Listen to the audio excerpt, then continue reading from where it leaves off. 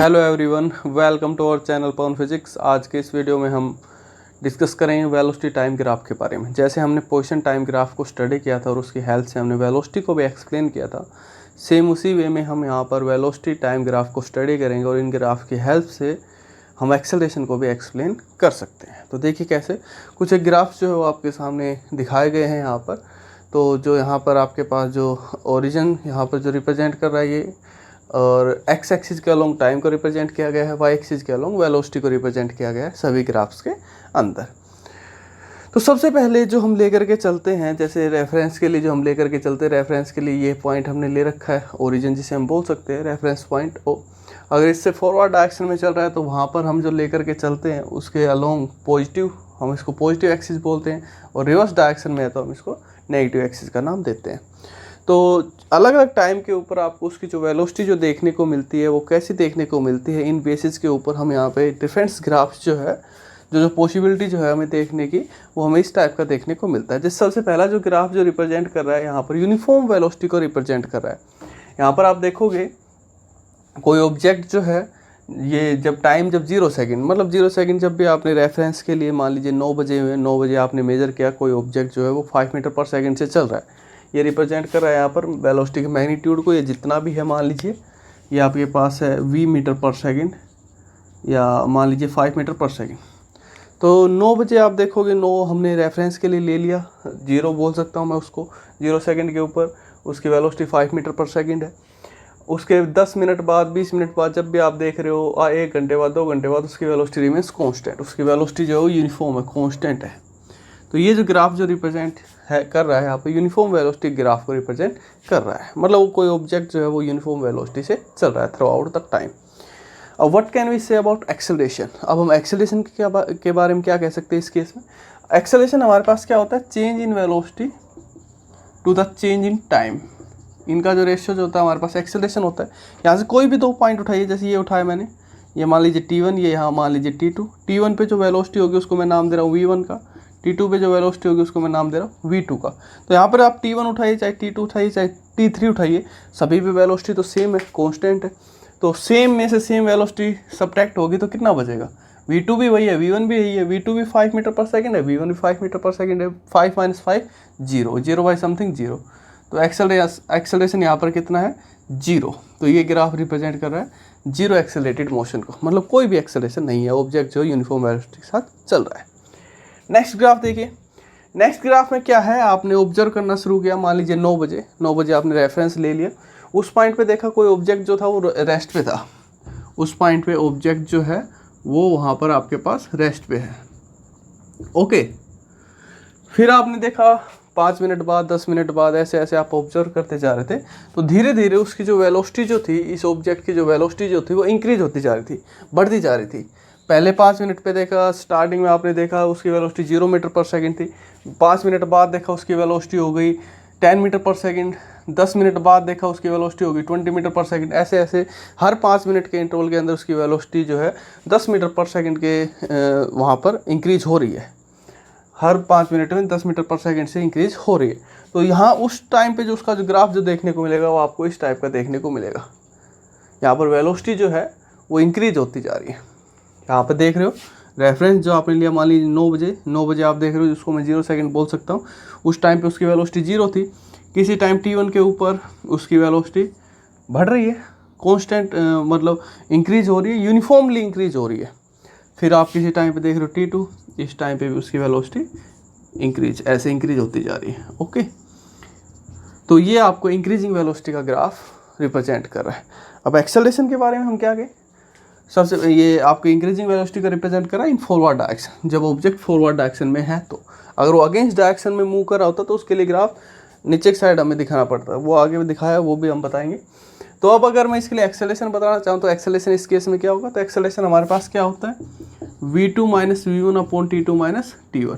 तो यहाँ पर वेलोसिटी जो है वो इंक्रीज हो रही है, वेलोसिटी इंक्रीज होती जा रही है। इट मीन्स यहाँ पर आपने कोई भी दो पॉइंट उठाए, that is T1, that is T2। इस T1 के कोरस्पॉन्डिंग आपके पास वेलोसिटी V1, T2 के कोरस्पॉन्डिंग वेलोसिटी V2। तो V2 is always greater than V1। इस पॉइंट पे T2 पॉइंट पे जो आपको वेलोसिटी मिलेगी वो हमेशा T1 पे जो वेलोसिटी से बड़ी मिलेगी। तो ये जो फैक्टर जो आएगा वो ऑलवेज पॉजिटिव, वो हमेशा पॉजिटिव में आएगा, जीरो से बड़ा आएगा। तो ये ग्राफ रिप्रेजेंट कर रहा है पॉजिटिव एक्सेलरेटेड मोशन को, एक्सेलरेशन है और वो पॉजिटिव में है। ओके, ये रिप्रेजेंट कर रहा है जीरो एक्सेलरेटेड मोशन को। नेक्स्ट ग्राफ आता है, नेक्स्ट ग्राफ क्या है, सीधा वही है, वेलोसिटी तो इंक्रीज हो रही है, लेकिन आपने ऑब्जर्व जो करना शुरू किया वो आपने ऑब्जर्व करना शुरू किया, आपने जब करना शुरू किया तो वो उस टाइम पे उसकी वेलोसिटी जीरो नहीं थी। मान लीजिए आपने ऑब्जर्व करना शुरू किया 9 बजे शुरू किया, तो 9 बजे जो था वो ऑब्जेक्ट जो था रेस्ट पे नहीं था, वो पहले ही चल रहा था, किसी वेलोसिटी से चल रहा था, जितनी वेलोसिटी से चल रहा था 5 मीटर पर सेकंड, 10 मीटर पर सेकंड, और उसके बाद फिर से उसकी जो वेलोसिटी जो है धीरे धीरे इंक्रीज होती जा रही है। तो देखिए ये जो आपके पास रेफरेंस पॉइंट जितने बजे भी आपने देखा, मान लीजिए कोई कार चल रही है, रोड पे कोई कार चल रही है, आपने उसको ऑब्जर्व करना शुरू किया तो कार तो ऑलरेडी मोशन में है, वो तो वेलोसिटी उसकी है कुछ जितनी भी है 40 kilometre per hour, 60 kilometre per hour जो भी है। फिर धीरे धीरे आप टाइम के साथ देख रहे हो उसकी वेलोसिटी बढ़ती जा रही है। जब आपने देखा तो उसकी वेलोसिटी 40 किलोमीटर पर आवर थी, थोड़े टाइम बाद देख रहे हो, थोड़े सेकंड बाद देख रहे हो 50 किलोमीटर पर आवर, थोड़े सेकंड बाद 60 किलोमीटर पर आवर। तो उस केस में जो आपके पास ग्राफ आएगा वो कैसा आएगा, ये आपके पास ये ग्राफ आएगा। फिर से वही वेलोसिटी इंक्रीज हो रही है। एक्सेलरेशन के बारे में बताएंगे तो एक्सेलरेशन भी क्या होगा यहाँ पर, आपको फिर से वही कोई भी 2 पॉइंट उठाओगे, T1 के कोरस्पॉन्डिंग वेलोसिटी V1, T2 के कोरस्पॉन्डिंग वेलोसिटी V2, इसमें भी जो ग्राफ जो आएगा वो पॉजिटिव में आएगा। ये भी आपका पॉजिटिव एक्सेलरेटेड मोशन को रिप्रेजेंट करता है ग्राफ। ओके, नेक्स्ट आइए, अब नेक्स्ट जो है वो क्या है, अगर मान लीजिए कोई ऑब्जेक्ट जो है उसकी वेलोसिटी जो है वो डिक्रीज हो रही है, वेलोसिटी वेरी तो कर रही है, मतलब यूनिफॉर्म नहीं है, लेकिन वो डिक्रीज हो रही है। किसी टाइम पे आपने उसकी वेलोसिटी देखी, उसकी जो वेलोसिटी जो थी रेफरेंस पॉइंट पे मान लीजिए 50 किलोमीटर पर आवर थी, 5 सेकंड के बाद देख रहे हो उसकी वेलोसिटी होगी 40 किलोमीटर पर आवर, 10 सेकंड बाद देख रहे हो उसकी वेलोसिटी होगी 30 किलोमीटर पर आवर, 15 सेकंड बाद 20, 30, ऐसे आप ऑब्जर्व करते जा रहे हो। तो ऐसे जब उसकी वेलोसिटी जब डिक्रीज होगी टाइम के साथ, तो उस केस में जो आप ग्राफ जो देखने को मिलेगा वो ऐसा देखने को मिलेगा, डिक्रीजिंग वेलोसिटी को ये यहाँ पर रिप्रेजेंट कर रहा है ये ग्राफ। ओके, अब एक्सेलरेशन के बारे में क्या कहेंगे इस ग्राफ के ख्याल से, इस केस में जो आपको एक्सेलरेशन जो देखने को मिलेगा, देखिए कैसा देखने को मिलेगा, ये मान लीजिए पॉइंट T1, इसके कोरस्पॉन्डिंग वेलोसिटी V1, ये आगे बढ़ोगे किसी टाइम T2 पे, ये यहाँ पर वेलोसिटी V2। तो एक्सेलरेशन आपके पास क्या होता है, V2 minus V1 upon T2 minus T1, final velocity minus initial velocity divide by change in time. तो यहाँ पर आप देख रहे हो V1 is greater than V2, V1 जो है वो V2 से हमेशा बड़ा मिलेगा।